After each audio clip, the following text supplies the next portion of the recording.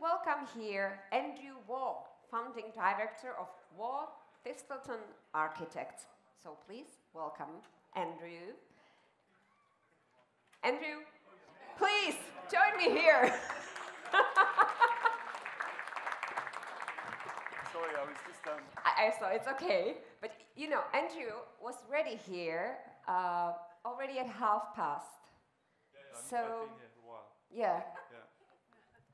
I just realized that I was wearing the same thing in the photograph. That's why I was kind of like, it's just like, oh, God. You know, it's always people from architecture. Black is the only color. Blue. It depends, Black and blue. It depends what kind of architect you are. If you're a kind of pessimistic architect, you know, you wear black. And if you're an optimistic architect, you wear blue. There's really strict rules. Sorry, the sweater is black or No, blue? it's blue. No. Well done. So we have an optimistic architect, Andrew Waugh. Oh, Absolutely. I think you need this that. one. Yeah, perfect, thank you. Good. Hi, everyone. Nice coffee. Good. There we are. See, I'm wearing something else there. It's still blue. Though. Is that different? Now I see the discussion about the color.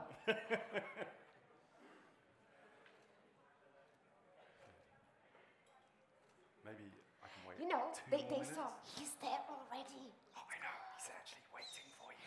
Yeah, well, tell me about the white one then. That's my dog. No. That's The white color, it was not on the list. That's of light blue. blue. And, That's it's light blue. It's very washed out blue. Very optimistic. Although that's white hair on my business partner. You see? There you go. We Some get to the white. white one. I'll get him to dye it blue, like my grandma. Okay. Should we wait for any more people? No, I think not. Anybody got any friends they want to join? No? Okay, fine, good. Thank you, everybody. Hi, I'm Andrew Waugh from Waugh Thistleton Architects, and we are an architecture practice based in London, in the UK. And I'm going to talk to you today about some of our work, some of our projects over the last 20 years. And our work is predominantly based on designing buildings with an understanding of their impact on the environment and their impact on climate change. And the reason why that's so important to us is because construction, architecture has such a massive impact on the environment. In the UK, it's about 30% of our greenhouse gas emissions are caused by construction and the construction process. And I used to start this talk with kind of lots of sort of like oblique figures and references to kind of like how terrible things were and how awful it was going to be and stuff. And I just thought, actually, this is better because this is a kind of diagram of what's happening. So when people talk about heat waves or freak storms or mass migration or Donald Trump or Viktor Orban, actually these things are all climate change related. These are the things that we need to worry about. These are the things that we need to help stop.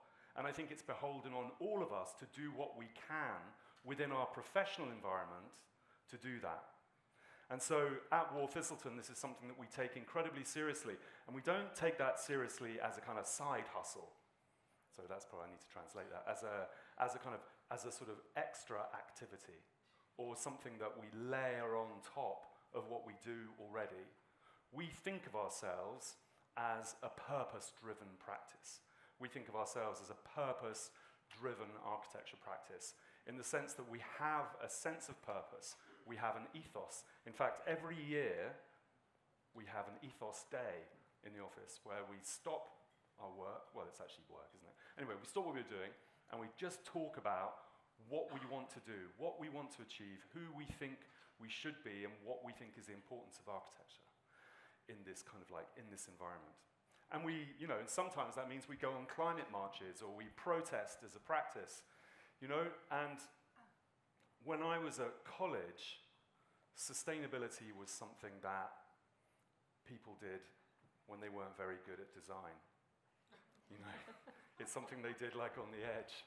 And it was always peripheral, you know, it was always something additional. And it was always about, I hope nobody's been here and talked about straw bales today, but it was all about straw or mushrooms, you know, or mud, or kind of like, and it didn't seem to me like this was a kind of like, that there were any mainstream solutions being offered. And it also seemed to me that it was always described with a sense of compromise and a sense of denial, and that it wasn't going to be quite as good as what we had right now. And it would only really be effective if it wasn't quite as nice.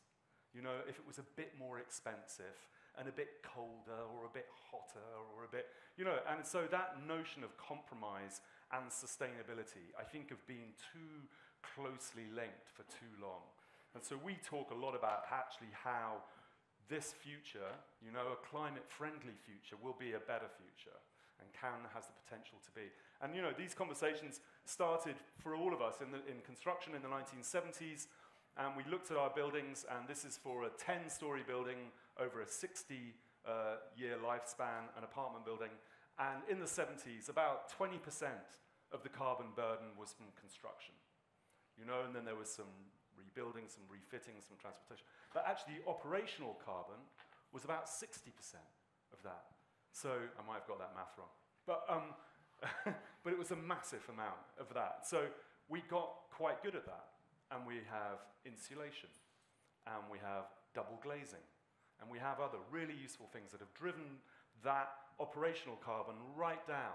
But as you can see, as we've increased the amount of stuff that we have in our buildings, the construction has gone up. And in the 2000s, we got good, you know, we picked some low-hanging fruit. We got good at solar panels and windmills and geothermal and all those sorts of systems. So we've reduced the carbon that we have to employ in order to generate energy for our buildings. And so now here we are in the 2020s, where over half, about 60% of the carbon that is emitted by a building over a 60-year lifespan is purely from the construction and the construction materials that go into that building. And in Europe, in the US, globally, we have no regulations that look after this. So if you think about just the production of cement is 3 times greater than airline travel in terms of its emissions. So these are things that we need to start talking about as an industry, because there are viable alternatives to concrete and steel. This building here is not by me. This building is by Norman Foster. It's a bit older than me. And it won a major UK design award because it was so sustainable. And yet each one of these bronze fins here has a higher carbon footprint and a higher cost than a Maserati sports car.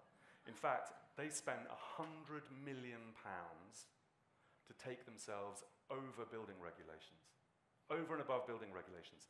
So they got all the amazing certificates. In fact, BREEAM had to invent a new word for this building. You know, it's BREEAM fucking incredible. And, you know, sorry. But the engineer told me on the outside of the building, he said, you know what? He said, funny thing is, we could have saved £100 million if we had a poster up outside the building, and in the winter, the poster said, put a jacket on. And in the summer, you change the poster, and you say, take your sweater off. So, you know, we talk a lot about, in our practice, how we can make buildings that are simpler, how we can make buildings that allow for a different notion of success in architecture, for a different way of talking about what is achievable and what is successful in architecture. In 2003, we built our first mass timber building, the first one in the UK, little building, 40 square meters. It's fantastic. And then we built a little family house, another extension. But in the back of our mind, when we were working with this material, we saw the potential for this material to be able to do what concrete and steel can do, to be able to build at scale in urban situations. And this is what we need to find. And so we built this building. It's a 9-story building made entirely from cross-laminated timber from the ground floor up. So everything is made of timber. The lift shafts, the staircases, the outside walls, the inside walls, the floor slabs, everything. And you can see the whole building goes together with 75mm shelf brackets and 100mm screws. Put the whole building together in 27 days. 4 people put the building together in 27 days. Much less waste because everything arrives on the back of a truck, it's pulled up, craned into position and put into place, plus or minus 2mm. So really accurate, really fast, really quiet process. And it's incredibly light as well, so you reduce the foundations. The structure weighs about 20% of a concrete structure. And we were so excited about it that we wrote a book. And the book is important. I mean, it's still on Amazon, and I get 10 cents if you buy a copy. I'll sign it. But the thing about the book, for us, really, is it was a changing point in our practice, because what we discussed, what we decided as a practice, is that everything that we did in this area, everything that we looked at, every challenge that we came across, every success that we managed to achieve in looking at how we can establish mass timber as a viable alternative to concrete and steel, that we would tell everybody about, that we would talk at events, that we would show people our drawings, that we would publish those drawings on the website, and that we would give those drawings to who wanted them. And so we began to talk a lot about our work. And so this book is the first example of this, and you can see we kind of changed the way that we drew a bit as well, to start talking about, to start ensuring that people were able to really understand what it was that we wanted to do. And we've now completed 30 buildings in mass timber in the UK and in France. And we have projects in the United States and other countries in Europe and the UK. This is the biggest one that we've built so far. This is about 20,000 square meters, 130 apartments and some offices and shops in it. And you can see that in concrete, it would have weighed 10,000 tons. Would have been over 1,000 deliveries to site of concrete, heavy cement mixers, thundering through the little streets of London to the site. And in timber, it was less than 2,000 tons. So about 90 trucks of timber.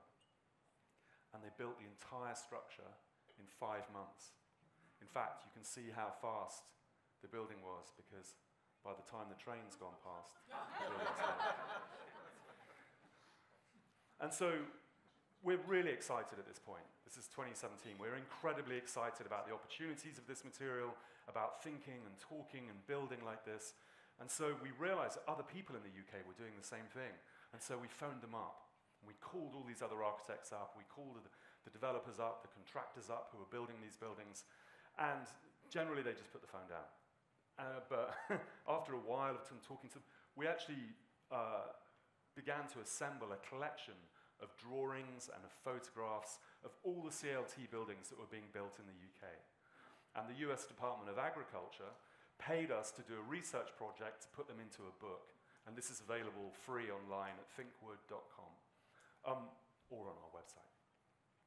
And what it does is it details 100 projects in the UK, offices, homes, hospitals, factories, and schools, and what the challenges were, what the successes were of those projects. Now, we've also been building in other materials. And this is a cemetery that we built in North London, and this is made of rammed earth. So this is where we took the earth from the ground in the cemetery, and we rammed the earth. You can see 2 guys here. And we found an Australian in Australia who could do this. So we flew him to London, and he went to the local job centre in London, and he employed 10 local kids, and they built this building in 3 months. Made from the rammed earth is made from the soil from the ground. So the idea is it kind of comes out of the soil around it. And that's it finished now. So that's a local material. It's from the earth of the surrounding site. It's a repeated process, much like humans. So it's you can see that each one of those each one of the forms are repeated across the building. It's quite a soft material. I mean, it's incredibly hard and dense. But if you get your fingernails, you can scratch bits out of it as well. This is another project. This is a factory that we finished a few years ago in the UK. And this is for a furniture manufacturer, a shelving manufacturer called Vitsu. It's very popular with architects. And it's a shelving system that's based on these three rails, these three vertical rails. And then you can put these shelves in, you can put the drawers in, there are desk units, there are hangers. So you can take this with you from home to home. You can adapt it, you can change it from room to room, you can increase it and reduce it. And the furniture producer, Vitsu, said to us, we want a building just like that. We want a building that we can expand, that we can change, that we can adapt, and that we can repeat elsewhere, which of course is incredibly challenging in architecture. So with Vitsu, we developed a simple frame system on the bottom left here. The simple frame system made from a lightweight LVL. I'm not sure if everybody's familiar with LVL. So LVL is like plywood. So CLT is made of planks, and LVL is made from veneer. And we love LVL because LVL uses all the tree. And so it's a really efficient, really effective use of timber. And it's also incredibly strong. It's about 3 times stronger than concrete. So really strong material in compression. Really strong material. So we have this lightweight LVL frame, and then we clad the frame with a softwood CLT around the outside. So you can see here the CLT. Because if you imagine the buildings that we build, as I was saying before in Murray Grove, they're incredibly light. So when we're looking at these buildings, when we're thinking about the engineering of these buildings, we're not thinking about how we hold them up. We're more thinking about how we stop the horizontal forces against them, how we stop the wind against them. So with this, what we did is we have this very lightweight frame, and then we clad the frame with the CLT. And so you can see here with all the windows facing north, and then inside here, these are the roof lights here, and then you can see these columns. Here they have this vertical groove in the columns, so you can fit more beams into the columns. And these, in fact, the client built these 4 rooms here after we'd gone. But when we left them with these spare beams, so they can adapt and change and increase and reduce the interior of the building. So you can see here where they built a kitchen in here with one of their extra beams. And what started as a factory is actually now a restaurant and a museum, and they just let half of it to a ballet school as well. And what they tell us about being in this building is that the people that work in this building work longer hours. They don't take so much time off. You know, they're less stressed. They have better concentration levels. They're happier. And because of that, the business is more successful. So what we're beginning to discover is actually not only the kind of low carbon benefits of building like this, but also that actually, you know, humans like being around natural materials. You know, humans like to be in environments which soak up and release moisture, you know, to the right kind of environment for people to be in. And so we've begun to understand that that's a sort of, you know, part of the success of this material. And as this has taken off around the world, of course, not everybody's happy about that. And this is some advertising from the concrete industry. They're not paying me, by the way. This is some advertising from the concrete industry in the US, and this is what happens once you start building lots of timber buildings, is the concrete industry start getting really upset about it. Has anybody ever seen The Sopranos? In The Sopranos, you know, they were involved in the concrete industry. I'm just not going to say any more than that, really. So they used to come to all of our talks. In fact, the concrete industry person used to sit in the front row, take lots of notes. They don't bother anymore. So this is a building we've just finished. This is the black and white building for Blackstone, which is a global investor. So really, a really important step for us, because we're now really in that kind of mainstream that we're talking about. So this is a grade A office building in central London. It's co-working space, so the whole building is designed as co-working space. It's entirely made of timber from the ground floor slab up. And we've used a similar system as we used in Vitsu, with the LVL frame and the softwood floor slabs, softwood core, softwood CLT walls. It's all exposed inside, so the building is less than 18 meters, which in the UK means that in an office you can expose all the timber. And you can see here again that we've engineered the building, we've designed the building with the engineer in such a way that where the floor slabs are, rather than sitting on top of the beams, the floor slabs sit inside the beams. So because they sit inside the beams, if you imagine you have this very lightweight frame system, and to stop it swaying like this, you put the floor slabs inside the structure. And so the floor slabs lock the structure tight. And by doing that, we're able to vastly reduce the amount of timber that we use in the building. In fact, from the beginning, from the first drawings of this building to what we actually built, we were able to reduce the amount of timber by a third. And that's also incredibly important to us in how we design and how we think about design. You can see the truck here, just arriving at the site. It's the bottom of your screen. Arriving on the site here, and each piece of timber, there are 893 pieces of timber in the building. And each piece of timber arrives, and it has a QR code on it, and the person on the truck reads the QR code off, and that gets put exactly into position. Somebody else on the site has an iPad, and that gets placed precisely into position. And so what we're doing with this building, with this project, is really utilizing the every kind of digital tool that we can. So in our first building, when we were working on, with pencils and tracing paper and calculators, to now where we are, where the digital kind of transformation that we've been able to employ within these systems is so sophisticated that the files that we design in, that we're thinking about the building in the very beginning from, those same files, they migrate to the engineer who's looking at the structure, the element modeling, the wind, and that same file then goes to the CLT producer, who's then taking that file and producing the CLT panels from it, that then goes to the contractor on the site who's building the buildings from it.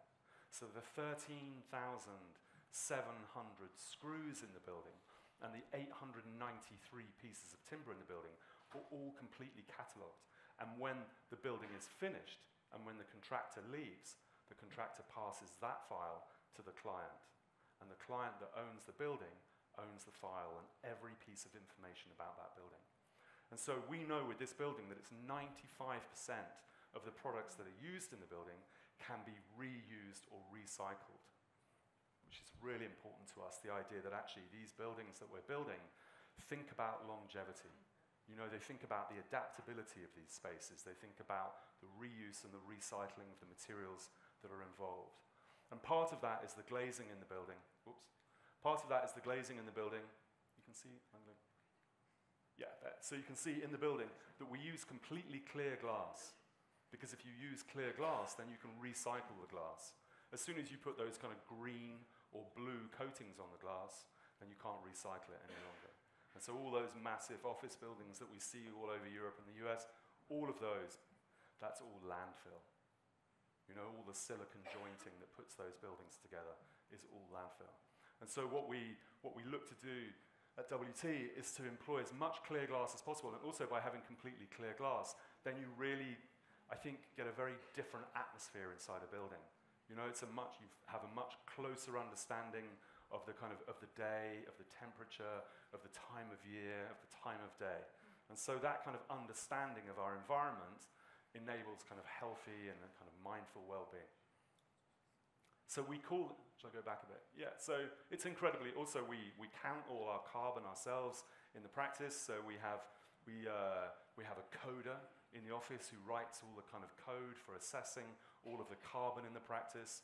And so we can see that actually this building from A1 to A5, so that's the upfront, the embodied carbon, is just at 329 kilos, which is about half the UK's targets for 2030.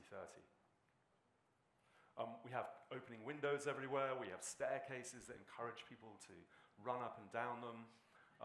And you can see that the interior of the building, the understanding of those kind of natural materials, of space and light, materiality, is the architecture that we're beginning to understand as a low carbon culture, as a low carbon architecture. And that this is a building that isn't very tall. It's not an ostentatious shape or form. It's a simple building, but it's a building that's sufficient, and it's a building that celebrates its sufficiency. And you can see, this is one of the typical office spaces upstairs, and you can see we have just ceiling mounted services, much reduced services because of the solar shading on the outside of the building, and really simple finishes throughout. But even the carpet there is made from recycled plastic bags. And so the building for Blackstone was 2/3 leased before it was finished. It's achieving 40% higher rent than Blackstone had originally projected. And so it's an incredibly successful building. It was built on time and on budget. And it took 83 weeks from demolition to completion of the entire building. So it was really fast. So we have a technology there which is not only low carbon, but is also a viable proposition in terms of a commercial architecture. So this, I just thought I'd show you, this is a competition we did recently, a couple of years ago. This is an existing tower in London. We were invited to do a competition. The other architects demolished it. We didn't demolish it. We kept it. And we thought about how we could extend that existing building using timber. And we're actually able to demonstrate that we could increase the floor area by about 30% without touching the existing foundations. And you can see here the idea behind that. And we put a swimming pool on the roof to use for sprinkler tank. And this is a building we're building now in Milan. These are the two cores you can see here. And this is about understanding this kind of idea of designing from components. So we have here this 9x9 meter grid, which is what the local estate agents said that you have to have in Milan. It's a 9x9 meter grid. So that's what we designed. We designed that really, really precisely. And then from that, we have a prefabricated facade based on that 9 meter grid. And then we extrapolate that up the building and then put the slabs on top of that, the cladding on top. And so we have a 23,000 square meter building, which from start to completion will take 10 months. And simple interiors, you know, like our t-shirts in the office say, we let the wood do the work. Open space, natural light. That's the building. And this, we built this for the Italians so that we could tell them about timber. That's our insurance agent there. That's the estate agent in black, not an optimist. See, in black there, and other people from Milan's mayor's office and stuff. And they were kind of knocking on it. Anyway, so this is a bit more playful. This is something we did in London a couple of years ago. And this is some American timber. The Americans sent us this, and they were like, we don't know what to do with it. This is a waste timber that we have in the US. All the trees have blown down. This type of tree, they've all blown down across America. It's beautiful, long hardwood. And so we took that and we started thinking about what we could do and how we could maybe make walls out of it, how we could bond it together and make walls. And so we put it together in Scotland. We made the CLT out of it. And then from those CLT panels, we began thinking about how we could put them together as an exhibit. And so we built these boxes here that we could kind of like play with as a sort of an idea of kind of something that talked about, you know, enjoyment, natural materials, exploration, but also talked about ideas of modularity, and that modular doesn't mean kind of, you know, rabbit hutches. It can mean kind of playful architecture. You can begin to do things with. So this was at the V&A Museum in central London for a while.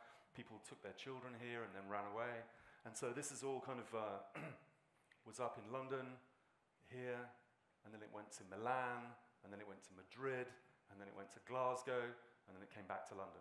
And all in different forms, so we're able to use the boxes in different forms. And so this is very much as well about what our practice is about in terms of talking about what the opportunities are in timber, in natural materials, in low-carbon materials. And we do a lot of research in the practice. So about a quarter of our turnover is pure research. We have 2 projects, 2 Horizon projects with the EU government at the moment, which for the people in the UK is a very exciting opportunity. And this one is talking about, what we did here was thinking about design, or a design program for the entire EU, looking at all the different legislation across the EU, all the different countries in the EU, including the Czech Republic. Yeah. I was in Portugal a couple of weeks ago, and I realized that Portugal wasn't on it anyway. Everybody looking at me like that. So we kind of like looked at different legislation and how it might affect timber buildings in terms of structure, facade, thermal, acoustic, all those propositions, and looked to design a system which can work within all of those legislative environments, within all those different contexts, the climate context. And we now have pilot projects with the European Union across Europe for offices, for residential, for existing buildings, refurbishing, extending existing buildings, warehouses, logistics centres, that kind of thing. And in the UK, we've had quite an awful time, really, because we had a terrible, tragic event that happened in a tower 6 years ago at Grenfell Tower. And a lot of our building regulations changed, a lot of our building codes changed, but also people's attitude towards architecture, people's attitude towards construction changed a lot, and people got very nervous.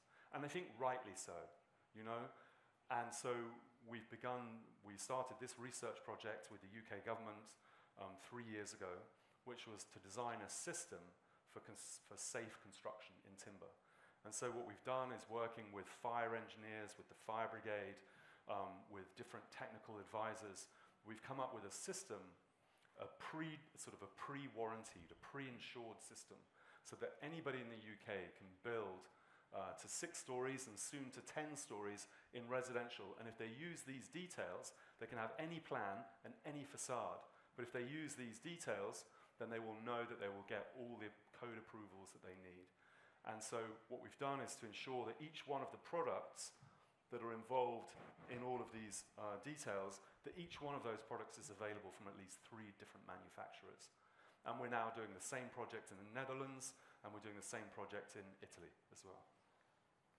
And for the UK one, we've got 30 details that cover the whole building. And you can also see what we've learned to do here as well. It's like, just going to go blah, blah, blah, blah. But what we realized is, you know, we first started the project and we undid our drawings and we put them triumphantly on the table, and we could see that all the insurers and the code officials and the fire engineers, they're looking at these architects' drawings and they didn't understand them. They didn't really know what we were talking about. They didn't really have a clue. And you know, you realize the things about change, the issues about change, and we are here talking about the transformation of an industry, and that change is all about communication. And so we've learned to draw differently. We've learned to draw in such a way that everybody else can understand. So to ensure that actually the message that we're getting across is not how cool we are as architects, but actually how much part of the system and part of the, you know, that we want to be, and that it's important to be part of a collaborative environment that we all change. And so we've also put out these GIFs. Is this going to work? Yes. So we put out these GIFs. So if you follow us on Instagram, we release these GIFs every month or so.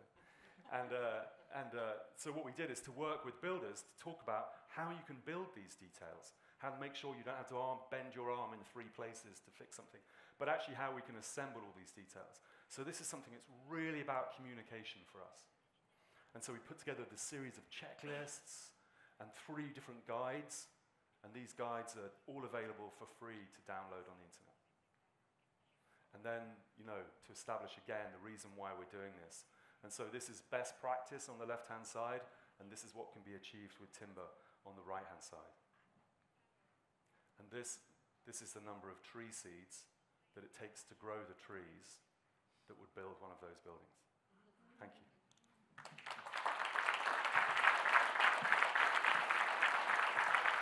Andrew Waugh, and a question for you. Oh, well. For a purely user perspective, I'd like to inquire about the living experience in CLT panel buildings. How does it feel in terms of noise insulation? Oh, wow. Have you lived in I live in a CLT like house, yeah. I live in a CLT house. I didn't show it today because it's a bit messy at the moment. Yeah, I live in a CLT house. And actually, we've just had I've lived there for 12 years. And we've just had some work done, so I had to move out. And we moved to a friend's building, which is made of concrete. And we had to buy moisturizer. Because we worked to realize that we were there for like a week, and we were like, oh my God, I'm so dry. You know, it's just like, anyway, so that was like, you know, immediately. And also you could kind of like, and it's echoey and hard. You know, you don't want to touch the walls. And it was really quite a kind of foreign experience after having lived in a timber house. And I have to tell you, we've got, you know, noisy neighbors on our right-hand side, quiet neighbors, but with a teenage son on our left-hand side, who runs down the staircase, and that's the only noise we ever hear, is the teenager running down the staircase. In fact, our other neighbours had a party, didn't invite us, and we didn't even know about it. Until the next morning we came out and all these bottles are outside the front door. So, no, we don't. I mean, you have to think about timber in a different way to how you think about a concrete building, you know, and lots of the tools that engineers use to measure things are based on concrete. So their software is based on mass and on heaviness, and timber is soft, and timber kind of soaks up sound, you know, and it soaks up moisture. So it doesn't work in the same way, but that we know that the lived experience of timber buildings is a quiet and a warm and a cool environment. Where it has the biggest limits. What? Where timber has the biggest limits. Where does it have its limits? It's a different architecture from a concrete architecture. So, you know, the cities that we have now are concrete cities. You know, the architecture of tall buildings is an architecture that's based on reinforced concrete. And my own personal belief is that timber is not a material for building super tall buildings. Maybe not more than 12, 15 stories. But then I don't really think that buildings taller than 12 or 15 stories are very sustainable anyway. So why would you use a sustainable practice for a non-sustainable model? You know, over 15 stories, you can't open a window because it's too windy, so you have to have a ducted air supply, you have to have more elevators, you have to have more staircases. They're not good for the old, they're not good for the young, they're shade, windy, and they don't really give us density, as we all know. So I think that actually, you know, the kind of cities that will come from a timber architecture are different than they have been from a concrete architecture. A very practical question okay, I here. can do practical. Can I have fireplace for wood in a CLT building? You can, but you shouldn't, because it's very, very bad for you. And so we had a kind of a stove, and then we had some. And you put wood in it? We put wood in it and burnt it in the house, and but then we had somebody come round and measure the air quality in the building, and it was full of particles, carcinogenic particles. So actually, open fires are not a good idea. Lovely as though they are, they're not a good idea. They're not healthy, and so you can do it, but I really wouldn't advise it. When we speak about biomaterials, is wood or timber the only one? You've also mentioned the soil. Yeah, we've built in rammed earth. I mean, we particularly talk about timber because, you know, London, I think Prague the same. You know, we have a real housing crisis. We have a real need for new housing, and these are urban solutions. Yeah, tell us about that. Yeah, exactly, right? So these are urban solutions. So we need to be building at scale. We need to build quickly, and we need to build in high quality. And I think that timber really, at the moment, engineered timber is the only viable alternative to concrete and steel. Thank you. Andrew Waugh, thank you very much.